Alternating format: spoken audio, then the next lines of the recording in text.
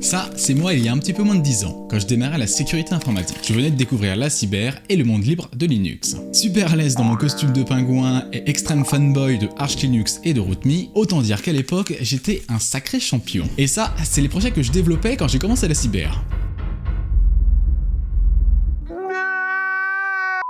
Et dire qu'à l'époque j'en étais super fier, maintenant, c'est clairement pas terrible. Mieux vaut en rire qu'en pleurer. Mais si j'étais comme ça à l'époque, c'est que je ne savais pas certaines choses que j'aurais bien aimé connaître maintenant avec le recul. Si vous êtes actuellement en train de découvrir la cyber, si j'ai bien un conseil, ne faites pas comme moi. J'ai pas mal de trucs à vous dire. Une des questions que je reçois le plus souvent et très régulièrement, c'est quel est mon parcours scolaire et professionnel. J'ai obtenu mon bac scientifique en 2015. À l'époque, je touchais déjà tout ce qui était en lien avec l'informatique et la programmation. Et j'avais notamment pris l'option ISN pour me spécialiser directement en informatique durant mon bac S. À la suite de ça, j'ai réalisé un DUT en informatique à Orsay. À l'époque, les DUT étaient faisables en 2 ans, ça m'a fait gagner pas mal de temps. Maintenant, c'est 3 ans je crois. Pendant ces 2 ans, c'était principalement de l'informatique classique, de la programmation, du dev, de l'algorithmie, mais je m'intéressais quand même à l'admin 6, au réseau et à la sécurité. En 2017, je rentre à l'ESGI en filière cybersécurité. Je rejoins donc l'école en bachelor 3. En parallèle, je démarre une alternance chez Sodial, une coopérative laitière, en tant qu'assistant RSSI pendant 1 an. Ce n'est pas le sommet du fun comme poste, mais ça m'a permis d'appréhender des sujets cyber que je n'avais pas avant et de collaborer avec des collègues vraiment très sympas. On va dire que c'était ma première expérience réellement professionnelle. En 2018, je suis toujours à l'ESGI et je rentre en master. Je change d'alternance pour rejoindre Intrinsec, une société spécialisée en sécurité informatique. J'intègre le pôle évaluation d'Intrinsec, le pôle dédié au pentest. J'y resterai pendant 4 ans. Je vais y effectuer toute mon alternance pendant 2 ans pour mon M1 et mon M2. En 2020, je termine mes études à l'ESGI et j'intègre à plein temps Intrinsec en tant que pentester. En parallèle, je donne des cours à l'ESGI sur des matières offensives comme les audits de tests d'intrusion et la préparation à la certification OSCP. J'en profite aussi en 2020 pour passer l'OSCP qui est quand même assez pratique dans le monde de la cyber, notamment dans le monde de la sécurité offensive. Enfin, en septembre 2022, je quitte Intrinsec pour monter Trackflow, la fameuse société que vous connaissez maintenant. J'intègre aussi en parallèle l'ESGI en tant qu'enseignant à temps partiel pour continuer à donner des cours et accentuer les cours de sécurité offensive que je donnais déjà. Bref, comme vous avez vu, j'ai eu un parcours assez droit. Mais vous allez voir que ce parcours n'a pas été si bénéfique pour moi.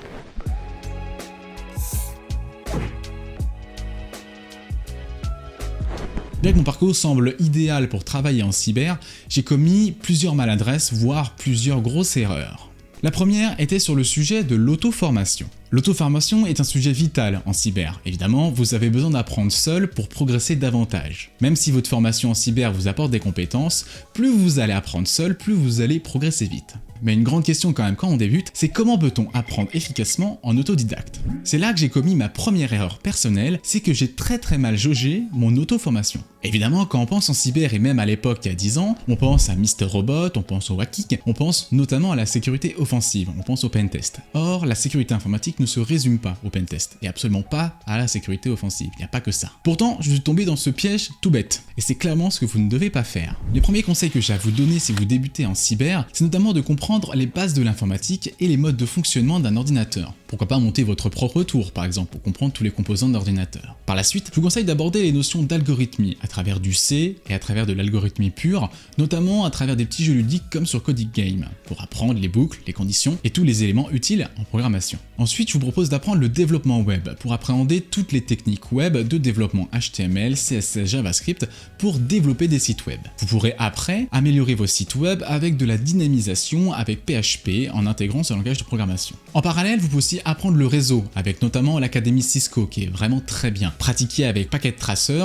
vous allez devenir un crack en réseau. Enfin, évidemment, il ne faut pas négliger Linux, c'est une base incontestable dans le milieu de la cyber. Pour cela, rien de mieux que de se forcer à utiliser Linux au quotidien, c'est-à-dire supprimez votre Windows et faites tout sous Linux. Vous allez voir, ça va vous changer votre vie. Ça fait plus de 15 ans que j'utilise Linux et je ne suis jamais retourné sur un PC Windows. Je ne suis pas en train de dire que Windows c'est nul, je suis juste en train de dire que Linux c'est un petit peu plus pratique.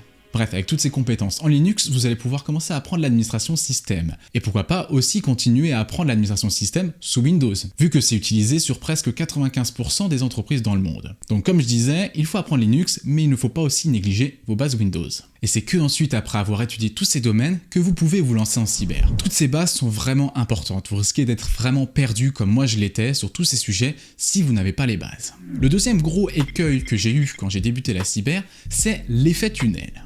Dès l'admission à l'ESGI, je voulais faire du pentest, notamment influencé par le monde actuel avec MrRobot, comme j'ai dit en début de vidéo, et les différentes actualités liées au hacking. Or, j'aurais bien aimé qu'on me présente d'autres métiers, parce qu'il en existe plein d'autres dans le métier dans la sécurité informatique. J'ai donc malheureusement fait beaucoup d'offensifs durant ma carrière scolaire, et notamment beaucoup de CTF. Ça a certes été très bien pour moi, mais ça m'a malheureusement amené dans un tunnel de connaissances pour me focaliser que sur le pentest et que sur la sécurité offensive. Et ça, c'était vraiment dommage. C'est un vrai manque d'ouverture et une négligence sur certains sujets, notamment des sujets transverses, de défensif ou de réponse à incident. Le problème maintenant, c'est que ça fait 10 ans que je fais que du pentest. Ce qui fait que maintenant, quand on me propose des missions transverses chez Trackflow, là j'ai un peu plus de mal à y répondre. Je suis capable de le faire, mais je regrette quand même de ne pas m'être plus investi dans les autres matières quand j'étais à l'école. Bref, ne faites pas comme moi, ne vous focalisez pas que sur le pentest, il n'y a pas que ça dans la vie. Ça vous évitera de souffrir de lacunes plus tard, comme moi je souffre actuellement. Comme j'ai dit, il y a plein d'autres domaines, la réponse à incident, le blue team, la gestion de risque, bref, vous avez de quoi vous faire plaisir. Un autre problème qui m'a pas mal préoccupé, c'est la compétition. Quand j'étais étudiant, j'avais un très gros problème avec la compétition, notamment avec les CTF, Hack the Box et tous les autres challenges de cybersécurité. Il fallait absolument que je sois le premier et que je montre à tout le monde que j'étais le meilleur. Maintenant, avec du recul, c'est pas terrible. Ça a été évidemment très positif pour moi parce que ça m'a permis de monter très rapidement en compétences et de développer des acquis que je n'aurais jamais eu ou que je n'aurais jamais pu avoir sans faire de CTF ou de compétition. Ça m'a évidemment donné goût à la difficulté et au challenge. Mais malheureusement, ça a aussi apporté beaucoup de points négatifs. Comme je l'ai dit avant, ça m'a tunnelisé sur une seule tâche. Principalement, en CTF, je me focalisais que sur certaines catégories. Je n'allais même pas voir les autres petites catégories transverses, comme du forensic, la Stegano ou autres catégories qu'on néglige quand on est un peu pentester. En faisant de plus en plus de compétitions, je me suis renfermé sur moi-même et j'ai commencé à négliger les autres et à être de plus en plus méprisant. Évidemment, ce genre de comportement ne plaît pas à tout le monde et vous allez forcément vous faire des ennemis qui vont parler dans votre dos. J'ai d'ailleurs une petite anecdote sur ce sujet avec Root.me. Root.me, j'en parlais en début de vidéo, c'est une plateforme d'apprentissage. J'y étais membre de l'équipe d'administration pendant plusieurs années. Elle fonctionne avec un système de points, c'est-à-dire que vous ne pourrez pas voir la solution d'un challenge sans l'avoir résolu. Ça veut dire qu'il faut impérativement que vous trouviez la solution pour connaître la solution. Vous ne pourrez pas tricher, voir la solution différemment. Or, ce mécanisme est un petit peu élitiste, c'est-à-dire que si vous n'êtes pas assez à même de trouver la solution par vous-même, vous n'aurez pas cette connaissance. C'est un petit peu particulier quand même. Ce type de challenge vous rend quand même assez aigri, parce que vous passez beaucoup de temps sur un challenge en particulier, et vous méprisez un peu les gens qui ne veulent pas faire l'effort de trouver les solutions à ce challenge. Ces challenges m'ont donc quand même un petit peu éloigné des valeurs altruistes que j'essaie de communiquer avec mes étudiants ou avec mes clients en tant que dirigeant. Certes, Root.me apporte de la connaissance, mais n'oubliez pas que ce ne sont que des points, et que la connaissance peut aussi s'apprendre ailleurs. Comme je le répète souvent à mes étudiants, vous ne jouez pas votre vie. On n'est pas là pour faire un concours de qui aura le plus de points sur Root.me.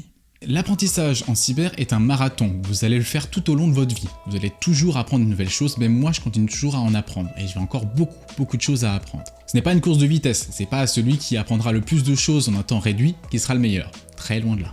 Une des solutions que je vous propose est donc d'utiliser les CTF et les compétitions avec parcimonie. Il existe plein d'autres alternatives aux CTF pour apprendre plus facilement et un petit peu moins dans la compétition, comme TryHackMe, Pawn College, CryptoHacks, ou encore Over the Wire. Toutes ces plateformes sont vraiment très bien pour apprendre, je les ai beaucoup utilisées et je les utilise toujours dans mes cours. Enfin, pour terminer avec un autre écueil, mais pas des moindres, c'est l'équilibre vie professionnelle et vie personnelle. Bien que ça peut vous sembler risible, c'est quand même difficile en cybersécurité de bien équilibrer votre vie quand vous êtes passionné. Quand vous êtes étudiant, vous êtes plein d'énergie, vous avez envie de faire beaucoup de choses. Mais ça, c'est une grosse bêtise et ça m'a causé beaucoup de mal. En France, plus de 25% des personnes souffrent de dette de sommeil, c'est-à-dire qu'il leur manque régulièrement des heures de sommeil. Je vais pas vous faire un topo sur les risques d'un manque de sommeil, mais vous mettez clairement votre santé en jeu si vous ne dormez pas assez. Du coup, quand j'entends des collègues ou des étudiants me dire « moins tu dors, plus t'es fort », ça a de quoi me faire vraiment vriller.